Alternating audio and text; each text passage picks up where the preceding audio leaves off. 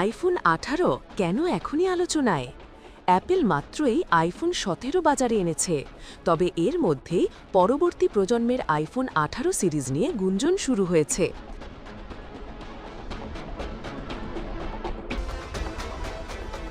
জানা যাচ্ছে আইফোন 18তে কিছু বড় পরিবর্তন আনতে চলেছে অ্যাপল। ডিজাইন থেকে শুরু করে চিপ পর্যন্ত পরিবর্তন হতে পারে। নতুন লঞ্চ টাইমলাইন। ব্লুমবার্গের প্রতিবেদনে বলা হয়, অ্যাপল সাধারণত প্রতি বছরের সেপ্টেম্বরে নতুন আইফোন বাজারে আনে, কিন্তু এবার সেই ধারা বদলাতে পারে বলে প্রতিবেদনে বলা হয়েছে। গুঞ্জন শোনা যাচ্ছে আইফোন 18 প্রো ও আইফোন 18 প্রো ম্যাক্স আসবে আগামী বছরের সেপ্টেম্বরে।